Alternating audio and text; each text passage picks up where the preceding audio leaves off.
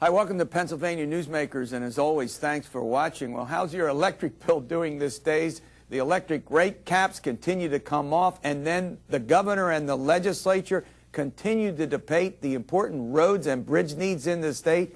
Pennsylvania government and politics, in depth and in detail, and guess what? It all starts right now.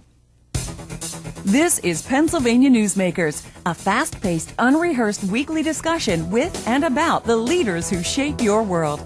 And now, here's your host, Terry Madonna. All right, before we get started here, I want to thank our viewers around the state on WGAL. We now air at 7:30 a.m. I've gotten a lot of positive comments about that. Stay watching. All right, joining me as often is the case is Terry Fitzpatrick. He's the President and CEO of the Electric Energy Association of Pennsylvania. All right, Terry, before I get into, and a former member of the Pennsylvania Utilities Commission, before I get into the big stuff, now we had this heat wave. I mean, it was not fun. It was dreadful. But the power, were there a lot of outages? I didn't think as many as you might have expected. How did we get through that? There were some isolated outages, but overall the grid did very well. And I think it's a tribute to the fact that the grid is really designed to withstand heat waves. We have engineers that look at it and study it, and it's really built for those peak times, and it performed well. You weren't nervous about, I mean, there's always a little nervousness, right? Yeah, is it going to work? But go ahead. Yes, but it did work well. The generating plants were there, and they were ready to run. The transmission system did the job as well. All right, now look, rate caps have come off. Actually, they started a couple years ago with some companies out in western Pennsylvania. They went off. PPL took theirs off in January. We got, is it PECO that comes off coming up? It's the rest of the state, the rest of the utilities, PECO, Metropolitan Edison, Penelec, and West Penn Power, all of those rate caps come off the beginning of next year. Where are they located mostly? Really, well, West Penn Power and Penelec cover large parts of rural Pennsylvania, northern, western, even parts of eastern Pennsylvania. Med-Ed's in the eastern part of the state. And, of course, PECO is the electric utility in the Philadelphia area. Sure. Now, let's get this straight. Under Pennsylvania law now, you can have an alternative supplier, and there was a lot of competition for that, and people were signing up. I did. I don't know if you did. If you want to fess up to it on TV, we all did. We looked at it, and I guess yearly, every other year, we can change if we want. Whatever I guess the agreement is with the new. So what does this mean again moving forward for electric customers? Well, again, the central idea of the Electricity Competition Act passed back in the mid-1990s was to allow you to choose a different supplier of your energy. Now, your local utility, your electric utility, will always deliver it to your home and will do the billing in most cases for you.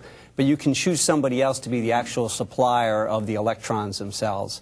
And that's the idea here. So when the caps come off, your bill may go up because those charges have been capped for a decade and a half. And, of course, everything goes up.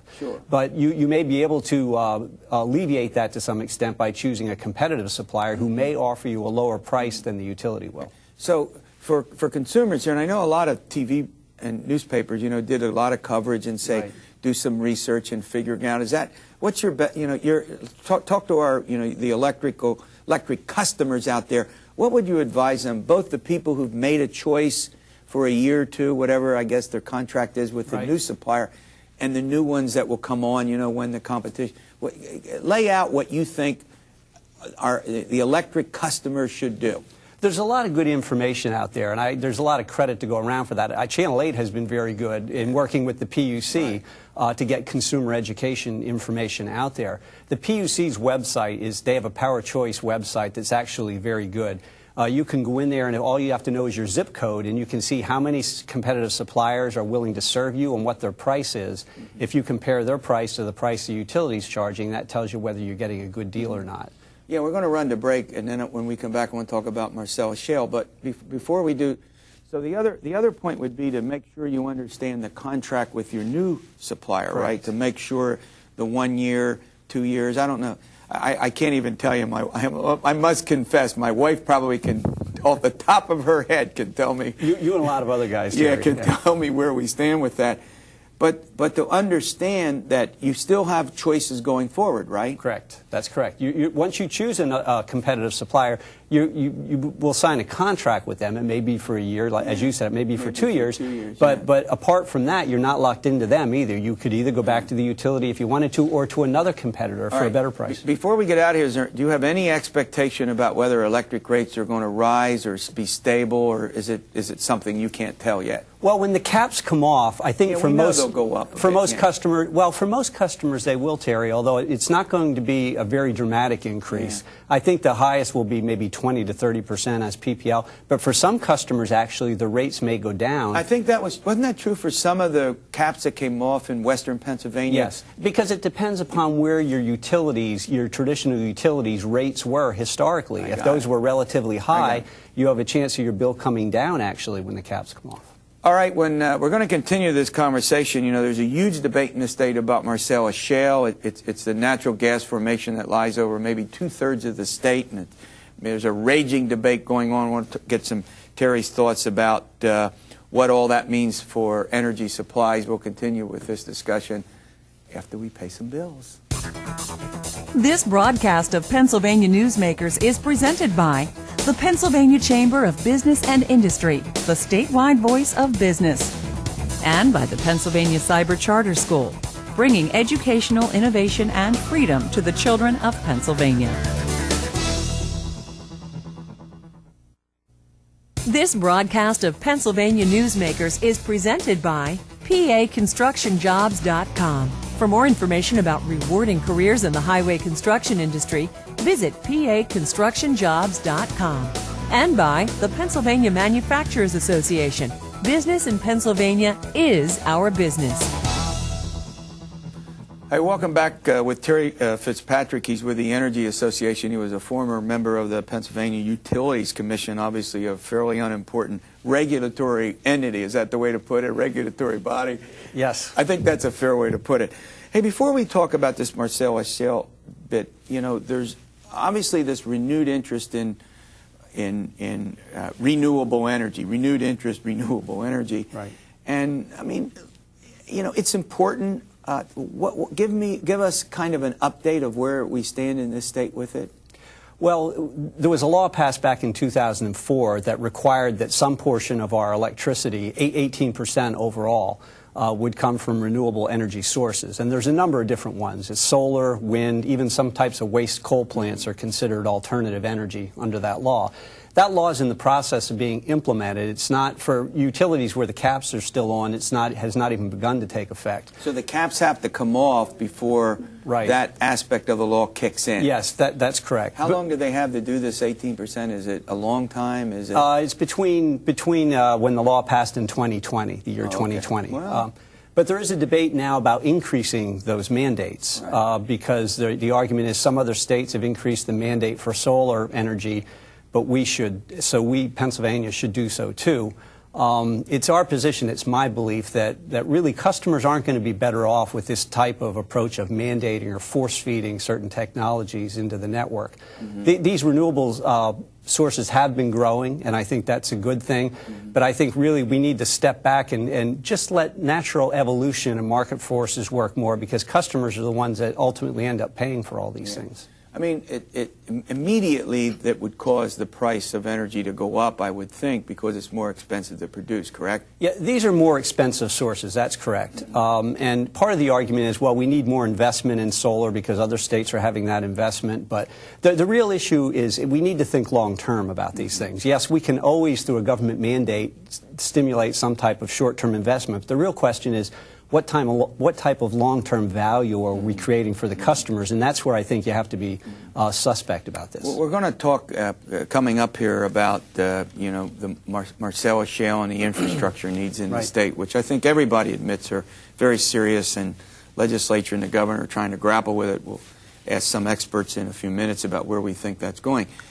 What's your sense about the Marcellus Shale? I mean, we're sitting on what some have said is 50 years of natural gas production that, for the entire country. I mean, is this as big an economic boon potentially? Now, there's a downside environmentally.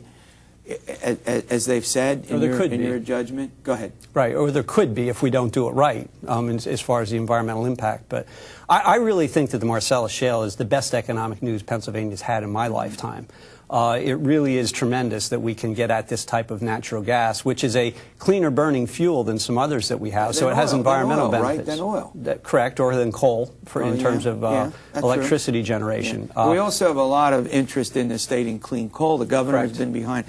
I mean, we're a huge energy state, aren't we? We are a huge energy state, and with the Marcellus, we're getting even huger, and that's true. But we need infrastructure to make use of all this, and really all types of energy infrastructure. That's why electric utilities are really investing a lot of money in their distribution networks, natural gas utilities replacing mains, and now with the Marcellus, I think we need even more investment in infrastructure to make full use of that. For example, natural gas powered vehicles are a good thing, but we need filling stations that are equipped to do that. So I think that's going to be part of the debate on the Marcellus. Yeah, I mean, that's something that a lot of people don't think about. I mean, they just think, well, we'll just go and we'll dig, drop down into these deep wells, do the fracking stuff, and a lot of attention, and I think properly so, to the environmental. I think we would all agree, and we're going to talk coming up here with Dave Sanko about municipalities that are in these areas and how it's going to affect them. But we don't think about sort of another aspect of it is that we're going to need all kinds of suppliers and other infrastructure needs that aren't even directly related to roads and aren't even related to the environment. And I think that's the big point you're trying to make. That is the point. There's a lot of infrastructure that's necessary to get this gas from where it's brought out of the ground, pipes to bring it to the market, to the interstate pipelines. That's right. So that also, I mean, and that could be a municipal nightmare. I mean, you've got zoning, you've got, and doing that in a short term, in a brief period of time, not going to be easy, is it? It's not easy, Terry, but it's like a lot of other development issues. They tend to get messy, but if we want to make use of that resources, we need to do that. We need to do it in a responsible way, but we really need to do it. Hey, something else. They also create jobs. Those things all create jobs, and those are really good jobs, sustainable jobs. Yeah. Great update. All right, coming up, here we go. We're going to talk about this huge debate that's going on over the infrastructure need. There's a translation here, roads and bridges, and to some extent mass transit. Important subject. We'll take that up following these words. This broadcast of Pennsylvania Newsmakers is brought to you by Pennsylvania Credit Union Association. Pennsylvania Credit Unions, where people are worth more than money. To find a credit union that is right for you, check out ibelong.org. And by the Energy Association of Pennsylvania, Pennsylvania's energy information source. This broadcast of Pennsylvania Newsmakers is presented by the State System of Higher Education. 14 state-owned universities. The state system is the largest provider of higher education in Pennsylvania. And by the Hospital and Health System Association of Pennsylvania, working towards a healthy Pennsylvania. Hi, welcome back to the program. What we're going to talk about, there's probably no more important subject that the legislature is going to deal with when it returns than the whole business of roads and bridges and the infrastructure needs of the state. Joining me to talk about that is Jamie Van Buren. He's the president of New Enterprise Stone and Lime Company. He's been on the show before. And joining me also is Dave Sanko. He's the executive director of the Pennsylvania State Association of Township Supervisors, and formerly he was chief of staff with Governor Schweiker. All right, Jamie, let me start with you. Let's talk a little bit about the overall concern that you all have about the deficient roads and bridges. 1/4 of the bridge is structurally deficient, 7,000 roads in poor condition. Talk about that first before we get into the details of it. Sure. 128,000 miles of roads and bridges, roads in Pennsylvania, 55,000 bridges in Pennsylvania. They were built a long time ago. And the needs are completely different in a lot of areas now versus when they were built. And the studies have been done. We're spending about a little less than $2 billion a year on them coming out of PennDOT's budget. Right. The studies have been done. There's a gap. It's $3.5 billion in order to fund all of the things that need to be done. And a lot of these roads and bridges were constructed at a time when, when the demographic and regional changes have just literally transformed parts of the state. So you now have, I mean, in your case, you have people on the roads in some of these townships you all never thought would happen, right? I mean, you know, it's just the growth that's taking place. There's a lot out there. There's a lot of growth, and there's 77,000 miles of the road infrastructure in Pennsylvania. 2/3 of it is maintained by local government. Yeah, so you've got that responsibility with no real resources to do it, pretty much. Right. You know, there's this debate going on. I don't know how inside it is between who's you know, the Turnpike Commission was supposed to throw, I guess, almost $1 billion into the pot. Half of it was to come from tolling Route 80. That didn't work so well, did it? And so now there's a debate about, let's say, in round numbers, about $500 million that could be short now for going into the roads and bridge projects, right? Yeah, for this year, there's a short-term problem. We try to keep taking the debate and talking to people about the long-term problem. That money, it's not coming in this year, but the reality is that was supposed to be a 50-year spend. Mm-hmm. Act 44 did some things in a way that isn't getting the long-term done at this point. And it's a comprehensive solution that's needed, not a one Act 44 and done. And so as you look at all of the things that people are discussing, there's a lot of different packages out there. Some raise $1 billion, some raise $2 billion. There are pieces of a lot of the different plans that need to come together, be amalgamated, come together and create this comprehensive solution. Yeah, before we talk sort of about what the possible solutions are, Governor Rendell has been holding a series of press conferences around the state, you know, raising the profile of this issue undoubtedly. Let's go to these communities that you represent. How many second-class townships are there? 1,455. Only 1,455, that's all, right? In which, 60% of the people of the state probably live in. I don't know what the percentage is, but you've got not only these needs, but now in some of them you've got sort of potential of massive development. I mean, Marcellus Shale, everybody agrees is important with all kinds of new traffic, heavy-duty, heavy rigs. What's your sense about that? Well, I think the Marcellus industry is clearly generating a lot of economic development across Pennsylvania, but also putting a lot of strain on Pennsylvania's infrastructure and local roads in most cases. But really this comprehensive solution that the Keystone Coalition has worked on and the $3.5 billion shortfall in terms of transportation needs is a base. Those are roads and bridge needs across Pennsylvania, local roads, state roads, mass transit, as well as air transportation. And obviously in this debate that's going on in the legislature right now over Marcellus Shale, one of the big arguments in the debate has to do with the local share.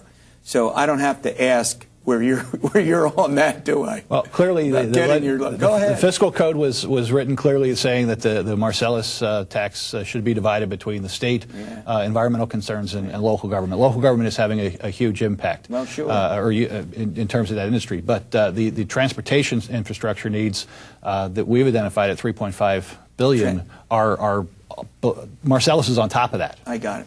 All right, we're talking about the important transportation needs. We'll continue this discussion following these words. This broadcast of Pennsylvania Newsmakers is presented by Highmark Blue Shield, changing the way health plans work for business with a variety of plan options for employers and more choices for employees. Information is available at highmark.com. Have a greater hand in your company's health. And by the Pennsylvania Healthcare Association, the future of long-term care.